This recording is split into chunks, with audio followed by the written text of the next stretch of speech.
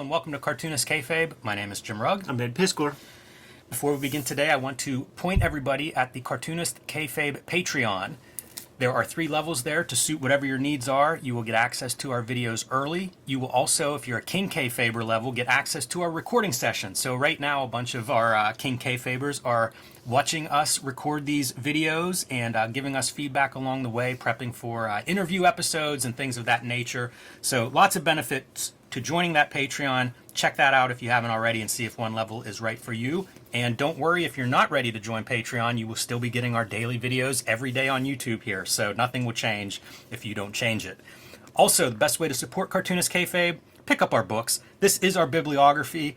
Hulk Grand Design, Street Angel Deadliest Girl Alive, Plain Janes, and Street Angel Princess of Poverty are my latest and greatest. Ed Piskor's Red Room Trigger Warnings and Antisocial Network available now with Crypto Killers. Now up for pre-order, the 3rd season of Red Room coming to your comic shop very soon. Hip Hop Family Tree celebrating 10 years this year. X-Men Grand Design and WYSIWYG, if you can find a good, well-stocked comic shop, you might still be able to find that one in print. So pick up those books, add them to your shelf, and keep Cartoonist Kayfabe going strong. So today we're going to look at kind of this is just book porn as far as I'm concerned. Ed, I talked about seeing the Penguin editions of Amazing Spider-Man and Black Panther in airport bookstores as I was traveling a little bit. The books that I saw were paperback editions, but same size format. You can see this is a substantial book. This has Jungle Action as well as a couple of the Jack Kirby Fantastic Four issues that featured the early appearances of Black Panther. So you're probably getting, I don't know, 15 plus issues worth of comics here. This is a hardcover edition, so it's a little bit different than these super handsome paperbacks that I was talking about. But whenever I found this edition, as a book design lover, I could not pass it up. It's gilding. Oh man, how beautiful is this? It's so fit for a character who is a king. And the black and gold, this should be a Pittsburgh edition as far as I'm concerned. But I fell in love with the look of these books, and we'll go through it. We'll look at some of the printing and talk about that in a minute. But I have to linger on the cover just because I really do love this edition of it. And I think they have Captain America and Spider-Man for sure, I saw. I'm not sure what other editions they've done, but pretty nice that Penguin is putting these things out. You know, I think of Penguin as this like historical imprint of great literature. So it's kind of cool to see them going through Marvel's archives and trying to prepare some editions of that material and really framing it through that context of like pop culture history and the significance of the Marvel universe. And you know, like with the Amazing Spider-Man, it's Ditko's. It's like 15 issues of Steve Ditko's Spider-Man. So you are getting some really nice comics in these editions.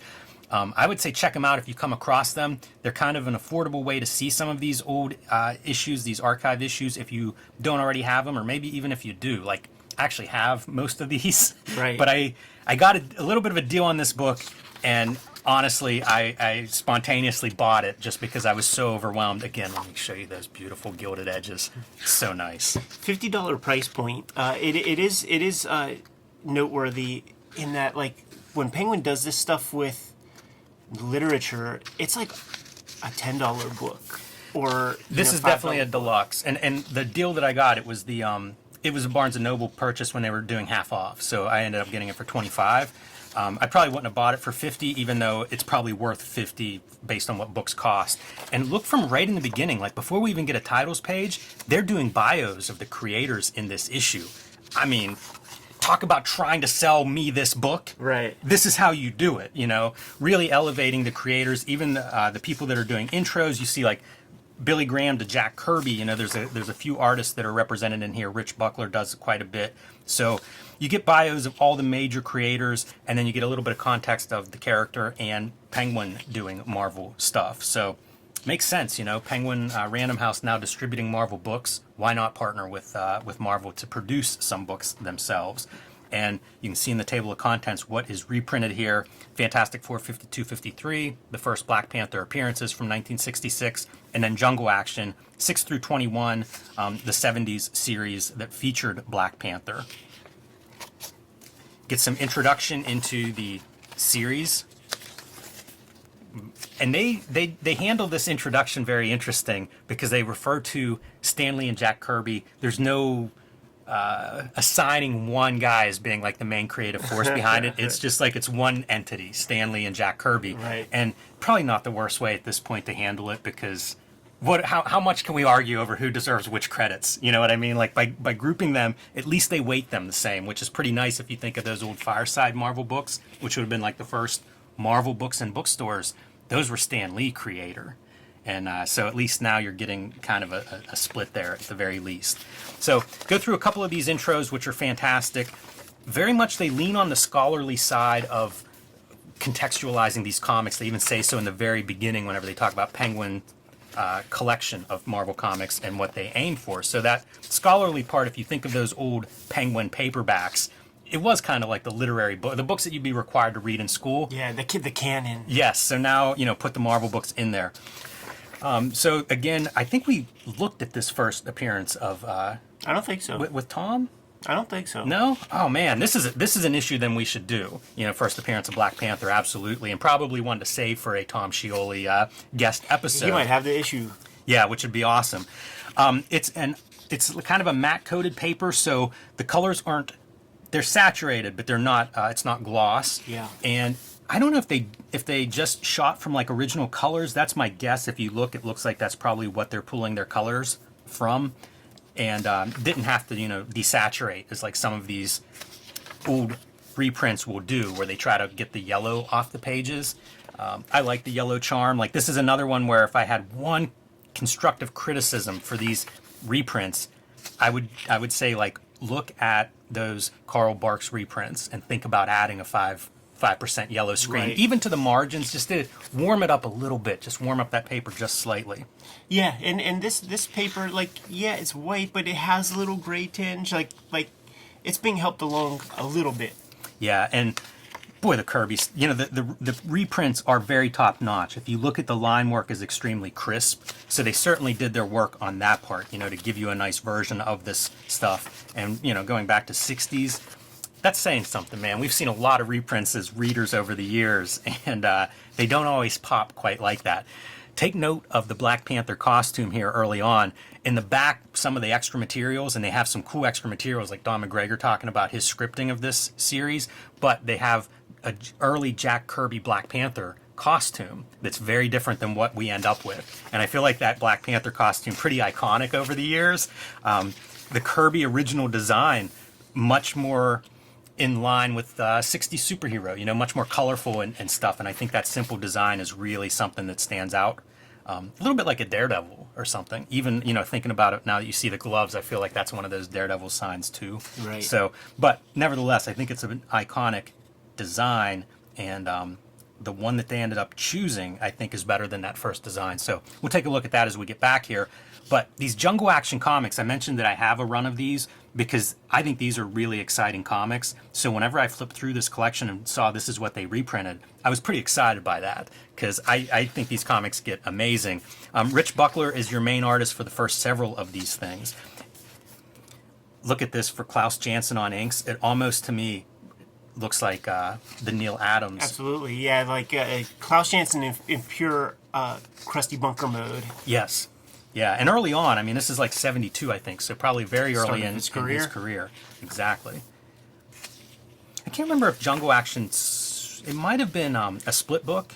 Yeah. I can't remember if that's true or not, because it feels like some of these are a little bit short, but that's also a time period whenever Marvel's expanding like mad, and you see Janson there as your inker, but not colorist.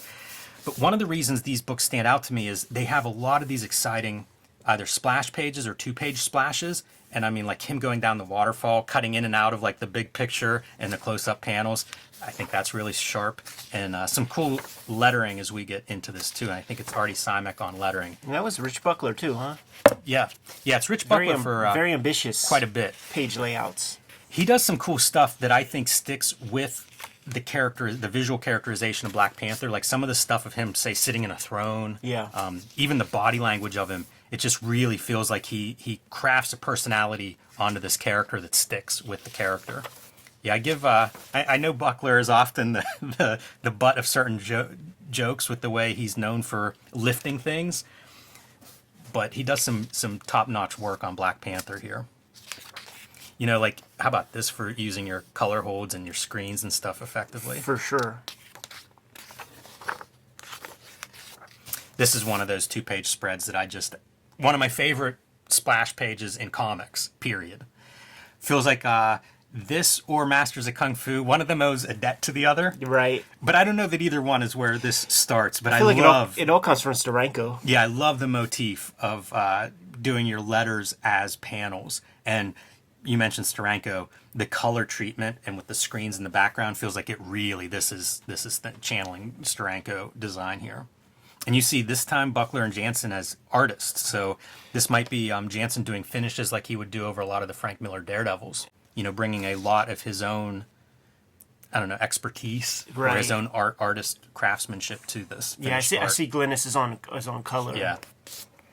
I was going to bring up, like, because that Serpent Zipatone on the front, that's a Klaus staple, but she's got the credit for that. Yeah. Some of this use of, like, screen tones, too. These pop up, and I think that color hold may have been a screen tone, that original magenta, but you'll see this use of screen tone somewhat liberally throughout, and that's a pretty new staple, I think, for an early 70s Marvel comic.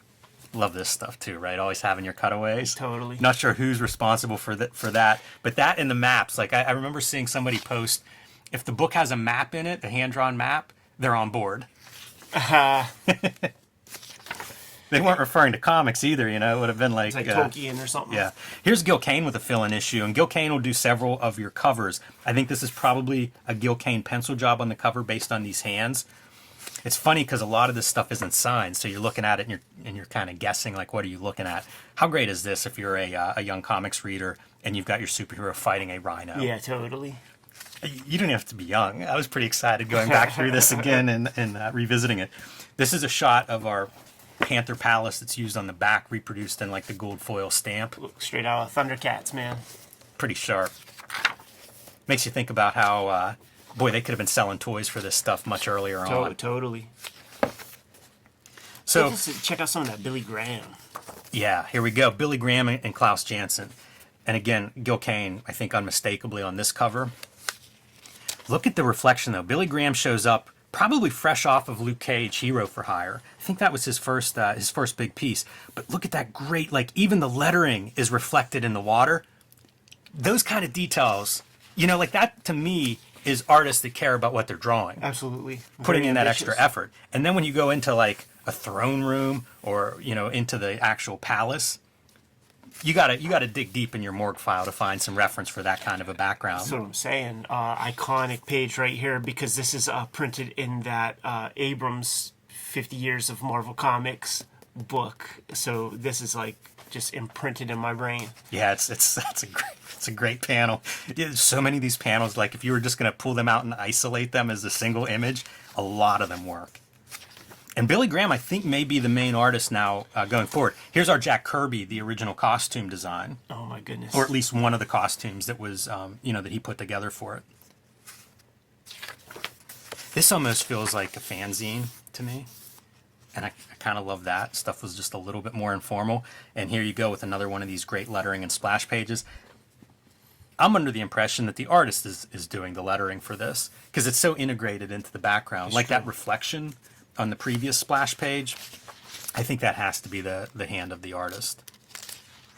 Although it'd be amazing if the letterer did like the splash page and then the artist went in and did the reflection of that lettering. You notice that Klaus Janson is the through line as inker on the Buckler stuff and on the Billy Graham stuff. That was kind of his function early on in his Marvel career. Like when he was on Daredevil, the purpose was to take Gil Kane and to take Gene Colan and to take whoever else steps in.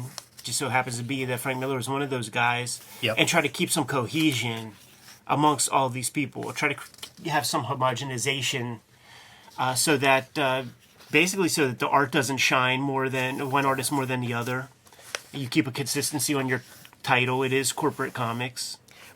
Billy Graham is killing it. Yeah. I feel like page turn after page turn, he's doing stuff, and it's really different from page to page, like what works.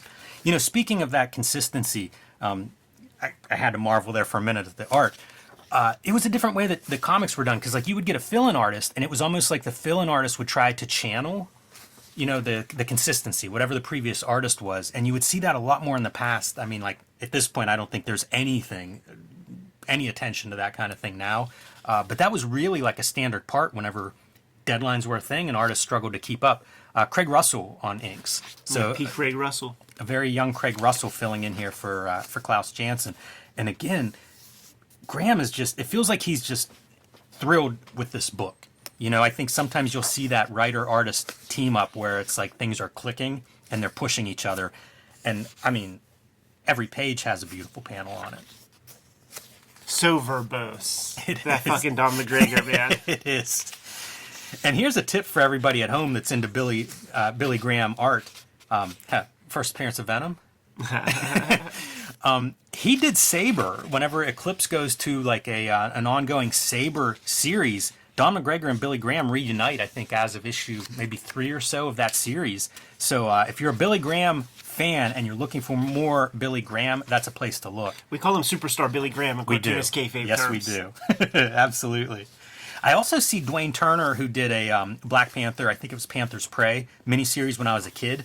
Maybe my first Black Panther comics, but they were reproduced from his pencils, and it reminds me a lot of the Billy Graham Black Panther, and especially like this era as he's getting into like all the muscle striations and everything. When you see his back, it looks like the most powerful back muscles in comics, and I think a lot of that probably influenced the Panther's Prey version. This is Dan Green now on inks. What we're building toward is Billy Graham's going to take over the complete art chores, but you see a few different hands come on. And how about that for a wild, like super close up of a hand? These artists were such in the mode of like everything has muscles on it. You would get a hand and it would be like just you could see the musculature in between knuckles and stuff. It does make you wonder if Billy Graham sort of passed through the Continuity Studios brand of comics. Look, let's do it again. Yeah, and this is Billy Graham full on. So he's doing pencils and inks at this point. I think that's a Gil Kane cover there. I mean, those muscles, unmistakably Gil Kane. Yeah, from his probably school. Not on, maybe not on finishes, but definitely in the pencil stage. And again, like pointing out Graham doing these interesting layouts, like that's a 2-page spread layout that we have not seen yet. So really, it's a good run, and man, I'm impressed by Penguin that this was their choice for a collection. These are some of my favorite comics from that time period, and to get them in a nice all-in-one spot. Well done on your choices. Yeah, I had considered when I first saw this actually emailing the editor to compliment them or the designer, but there's some of those back muscles. With a mullet. That dark blue costume really lends itself to just all you're doing. You're drawing naked people, I mean, this is just pure nothing but anatomy, pretty much. Then just color it blue. Note to the colorist. And this is basically your movie scene here. At least this particular moment. How about this for a great page layout? And there's panel action. This little kid's going to run into Killmonger to knock him off the cliff. So you have like sequences of action going around our face as like a panel, kind of like a gutter.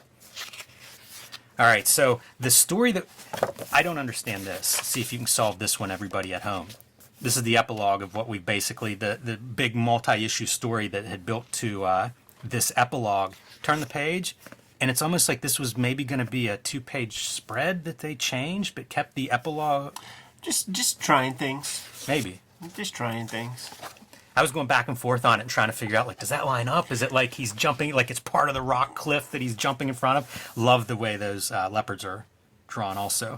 Just for the pattern, It's almost like a different visual motif to bring in something that's that graphic of a pattern. Yeah, there's something weird about it. Yeah. It's like Dalmatian or like the polka dots or like there's something uncanny that I'm not like. I mean, that's clearly just like. It's a dot pat. It reminds me of like poster art. Yeah. It reminds me of like screen tone, because it's kind of flattening, but it definitely looks different than the rest. And now we're going to see this storyline of Black Panther versus the Klan. Yes, classic. When he comes down off the cross. Yes. On fire, and then uses the cross as a battering ram. That's like one of those classic issues, man. Absolutely. That'd be such a cock tease if they cut it off right before that. Pretty powerful imagery to see in a comic book, I think. Sure. And I can't imagine it was less powerful in the 70s. Like, Yeah. this had to be a wild thing. I always love this panel where it's like Black Panther in costume in the supermarket. Totally. It's This is my introduction to Billy Graham for sure. Getting a hold of these issues pretty young. It also feels like this could have been your pinch this for the opening of Sylvester Stallone's Cobra. Big showdown in our supermarket to start the iconic movie. And here we go, right? 2-page spread. Yeah, it's definitely, I think, a memorable, I mean, this is something you can find reviews of pretty much throughout the internet. Yeah, this is a pretty iconic storyline. It's funny because it ends, and they actually don't have the conclusion in here because it ends, and then I think it's the Jungle Action comic ends, but there's like an issue or two to go that's wrapped up in like Marvel Premiere, I want to say, the very final installments. This reminds me of that lettering 2-page spread. It's not lettering, but it's kind of a similar page design. Boy, and you still see that heavy Don McGregor style captioning. So some of the cool back matter in this is Don McGregor's basically writing notes on this experience of writing and what he's going for. And he wrote Black Panther forever. He wrote like a 26-parter in Marvel Comics Presents that Gene Colan drew, which is pretty interesting. I bought that off eBay one time, and it was like a run of like, I don't know, issue 10 to 30 or something. Right. And the guy had like issue 1 to whatever, and we were haggling over price. And I'm like, you keep those first 10 issues, sell those again. I just want this storyline. But that was from Masterworks is what that was originally from. And then this is kind of cool, Ed, and something that maybe we should do at some point where we actually go through, this is a Marvel plot, right? So thinking of like Marvel method, and it's broke down, right? So it's like page 10, page 11, page 13, but it's not broke down in full script. It's totally, that's your Marvel method of how this stuff would have been written. And 4 pages covers, 14-page storyline. So they are shorter. I don't know what the rest of the issue was, but I love seeing this because we've been looking at scripts lately. That's a whole different process for writing this stuff, and probably more like how I work. Yeah. Whenever I'm writing for myself. And then I love this. This is a tip if everybody's putting together books of their own.